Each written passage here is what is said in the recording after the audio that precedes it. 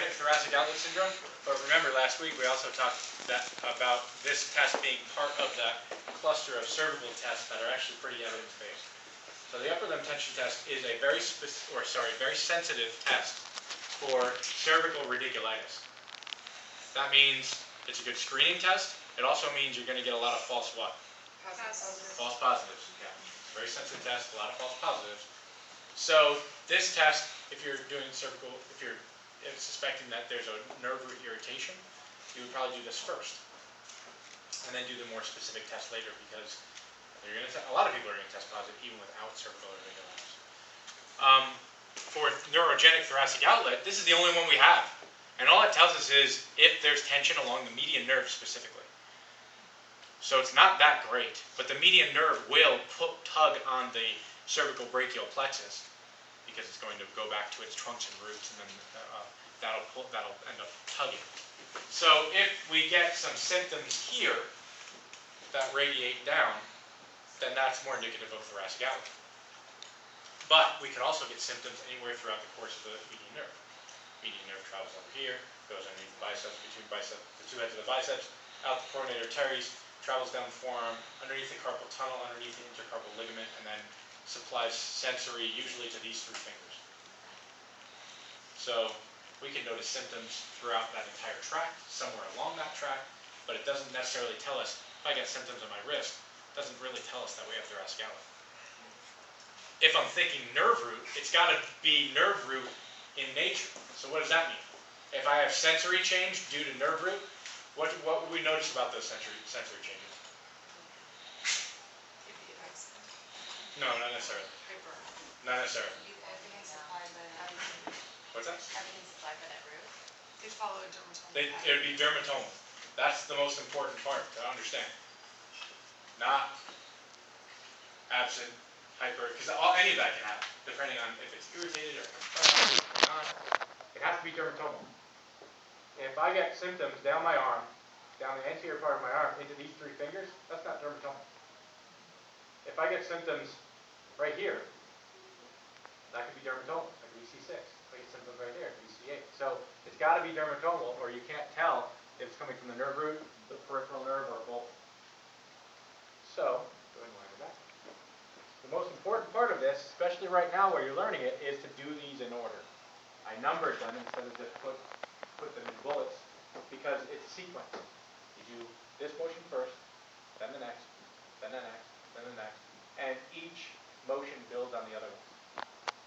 So they're not separate motions, they all build on each other. Number 7 doesn't necessarily even have to be number 7. That's called structural differentiation. And what happens is, if you get symptoms anywhere in this whole test, then you would structurally differentiate. So let's say we get to this point.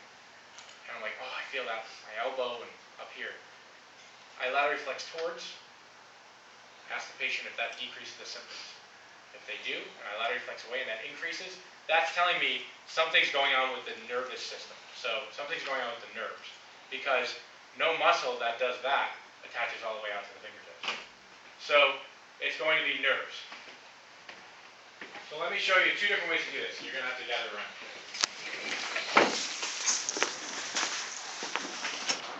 I like to do this seated if I'm on a table that doesn't go up really high. If I'm on a table that goes up higher, I do it standing, and then it's a lot easier. But on these tables, I like to do it seated. And I'm going to, if you did this standing and you didn't use your knee, or you do it seated and you don't use your knee, you're going to feel like you need 3 hands. The knee is going to allow me to move the arm about without having a 3rd hand down here. So this hand has to be, you got to get this hand right, and that's over the fingertips and the thumb, like that. Like this, calm down. A lot of you are going to forget this. Basically, you have to hold the hand in a way where eventually you can extend the hand, the wrist, the fingers, and the hand like that. So it's going to be like this. It's going to start off in a weird position, but eventually it's going to get better. First step is shoulder depression. Take the scapula and lock it down. Then I tell the patient, I'm going to be moving your arm. You tell me if you have any symptoms at all. If they do, what's my next question? Where? So, first step, I make sure that the shoulder is in this plane. I don't want it down here, and I don't want it up here. So right there, in line with the rest of the body. And I abduct the shoulder. Keeping that shoulder depressed, I'm holding that down actively. I abduct the shoulder at about 90 degrees. Then, I externally rotate the shoulder to about 90 degrees. And then supinate. Supinate all the way. Shell can go a little bit further than palm towards the head. Does anybody have a problem with that, being supination? Good. Might look like pronation to some of you, but when you put your hand in a weird position, that's supination. Then extend the wrist and the fingers. Any symptoms? Okay. Make sure you tell me when you know. And then I slowly extend the elbow. Right there. Okay. So go ahead and try to bring your right ear to your right shoulder. Try to bend your head down, away. Does that increase symptoms? Okay. Great. Try to bring your left ear to the shoulder.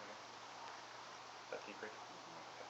So we have confirmation that this tension is coming from her nervous system, because when she moved her head and neck like that, the only thing that's moving is the cervical brachial plexus, and that's stretching the nerve.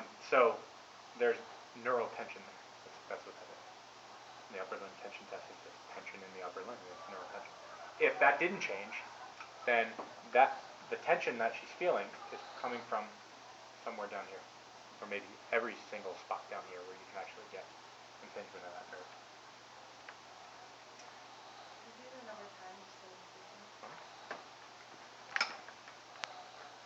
Shoulder depression. I hold that the entire time. I abduct the shoulder. I smooth. My pants are slippery right now. She wasn't letting me do that. Externally rotate the shoulder. Supinate. Extend the wrist, fingers, hand.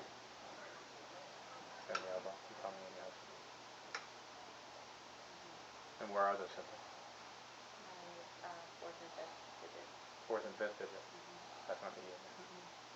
What nerve is that? Ulnar. Ulnar nerve, probably.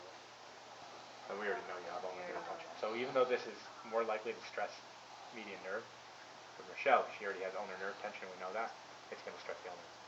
And you're keeping, like when you do supination, you're keeping her hand in that position, and then you're continuing on. Each position builds on the next, so you have to keep the previous position. So when the hand's up here, this is supination. And you said with the table that goes higher up, you don't sit down? No, I stand So up. how do you just hold, what do you do with your knee? I don't really even need to. My table comes up here. I actually use my stomach and chest. Okay. But if I were to stand up, I can actually stand up on this green table. That's why I just showed you. I do the same thing. My knees here. Okay. So bring it out. Depress, bring it up. Externally rotate. Extend, extend, extend. And extend the elbow.